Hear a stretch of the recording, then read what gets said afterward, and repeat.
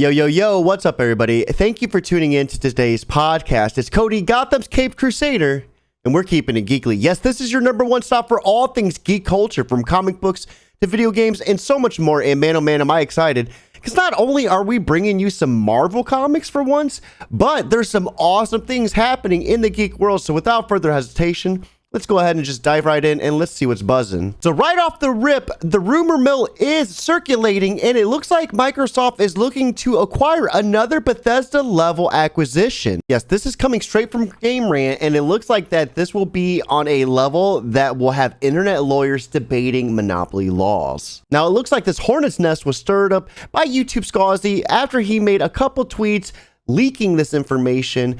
Scuzzy is a YouTuber that does cover gaming news and leaks and rumors, so this could be true, but take it with a grain of salt.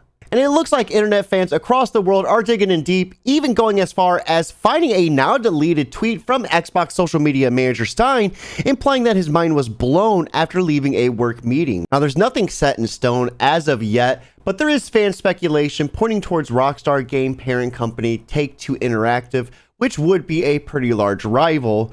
But for now, all we could do is just reporting the news as it comes out. With that being said, let's move on to our next topic. So we're going to be hitting you with yet again another rumor this week, and this time it is going to be the Nintendo Switch Online service getting a more higher premium tier that is going to include some N64 games coming to its collection. So after the rumor mill was circulating with Game Boy and Game Boy Color games coming to its collection, we are now hearing that the N64 is going to be making its grand appearance. Now here's what Nate Drake said on his latest episode of his podcast. Eurogamer went one step further, having noted that additional platforms will also be added to the Nintendo Switch Online in the future.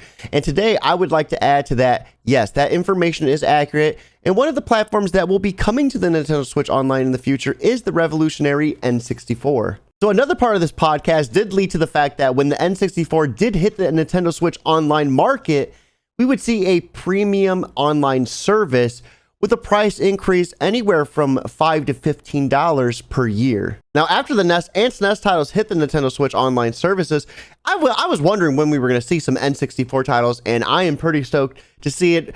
An extra $5 to $15 is a little heavy. I would have to see what titles are going to be included for me to want to see that price jump. Now, on to our last piece of news. It looks like Starlink is coming out of its beta phase next month, per Elon Musk. SpaceX CEO Elon Musk on Friday made this official announcement that the company's satellite internet service is coming out of its beta phase this upcoming month in October. Now, Starlink is going to offer its internet services via 1,800 low-orbiting satellites to customers that would otherwise not be able to get a service or would have to pay an outrageous price to have internet.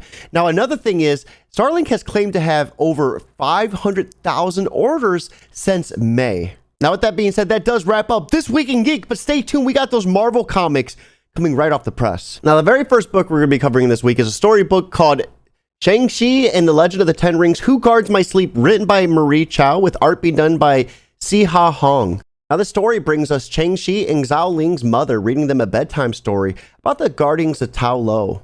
Now, they travel deep within their imaginations, and it brings us a really beautiful and detailed artwork about the guardian lions, nine-tailed fox, and so much more. We see the Ling, which is a dragon mixed with a deer that has scales, and it's able to walk on the land as well as swim. All the mythical creatures that we were able to see within the movie are just detailed and kind of fleshed out rather well within this bedtime story. We see all the mythical creatures from the movie fleshed out and detailed in this book, even the dragon down to Morris. Now, while it's not very detailed in terms of writing, this children's story has incredible art, and the writing is pretty whimsical, and I enjoyed it. I had a blast reading it. Now, in an effort to be a little bit more versatile with what I do on this podcast, I opted to do this children's story, and we started it first because I wanted to start with something a little bit nice and sweet to lead us to something a little bit more extreme. And this is going to take us to Extreme Carnage Agony issue number 1, written by Alyssa Wong, with art being done by Fran Gallin and Donaleo Bayruth. Now, this issue begins with Gemma Shin, who is a deputy communications director who's just getting treated like complete crap by her peers. They don't even know who she is, or let alone, what she does. And we see her like pretty much getting berated to go get coffee. And on her way, she just gets approached by what looks like to be a legion of demons. Now we come to current day and we see that Senator Crane's son is actually bringing her coffee, and she has some sort of level and respect in her current day position. Now, Senator Crane's son suggests that she takes a little bit of a break for herself because she's overworking herself, and she decides to go for a run, and it's on this run that she gets surrounded by 3 guys who pulls out knives, and they have rather menacing intentions. Now, Agony appears for the first time, spraying acid and melting their faces before clawing their heads off. Now, prior to this, though, unknowingly, Flash passed her. Now, Flash is the anti-establishment figure against Senator Crane, and we find some rather interesting intel out about what is to come. You know, this is coming straight off the symbiote invasion where a lot of people were killed, and we find that Senator Crane is Carnage and has some rather gruesome plans for tomorrow.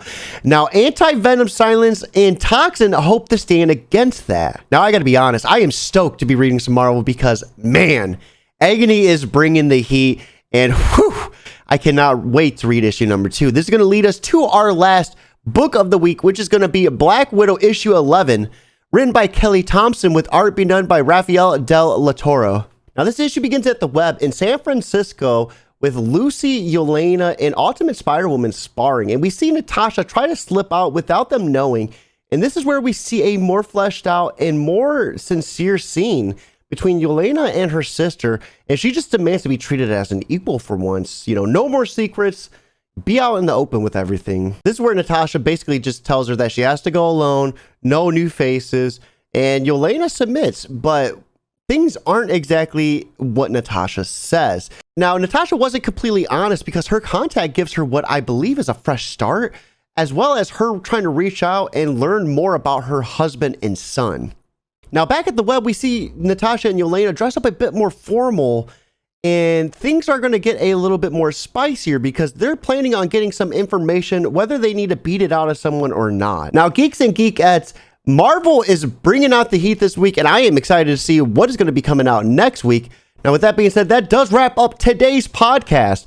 You can catch me at my respective social media platforms at Twitch, Twitter, Instagram, YouTube, and so much more at Job for Cody. Now, before I go, Telltale Games is having a Humble Bundle sale of the year. And let me tell you, they got Walking Dead, Batman, and The Wolf Among Us for 12 bucks. 11 games for 12 bucks. Now, the referral code will be in the description if you're interested in this bundle. If you like this type of content, be sure to hit that big red subscription button and turn on notifications to be alerted anytime we drop more content. As always, guys, keep it geekly.